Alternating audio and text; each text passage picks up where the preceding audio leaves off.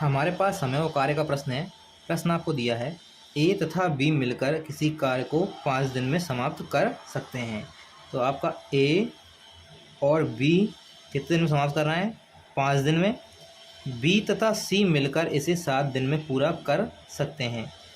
B और सी मिलकर कर रहे हैं 7 दिन में, तथा ए और सी मिलकर इसे 4 दिन में समाप्त कर सकते हैं। और ए और सी का दे रखा है आपका 4 दिन। तो पहले हम टोटल कार्य निकालते हैं।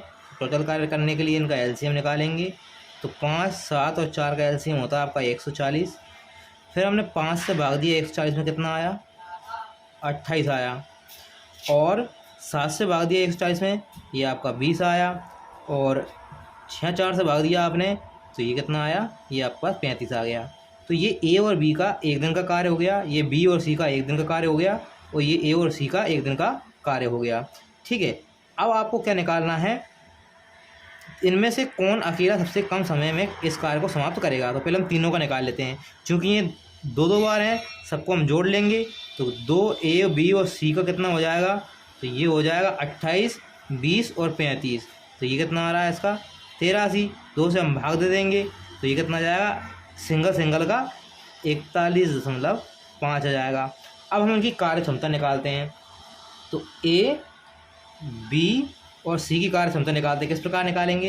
ये ए, बी, सी में से हम ए और बी का घटा देंगे, तो किसका आ जाएगा? सी का आ जाएगा। तो 41.5 में से हम 28 घटा देंगे, तो आपके पास कितना आ जाएगा? तो ये ए और बी का घटा दिए, कितना आ जाएगा? ये जाएगा बस 13.5। इसी प्रकार 41.5 में से बी और सी का घटा दिया, तो बी सी घटाया, किसका आ जाएगा? ए का। तो कितना आ जाएगा? तो 41.5 में से हमने 20 घटा दिया, कितना आ गया? ये आ गया आपका 21.5। इसी प्रकार ए और सी को घटा दिया, किसका जाएगा? बी का। तो 41.5 में से 35 को घटा दिया, तो ये जाएगा आपका 6.5।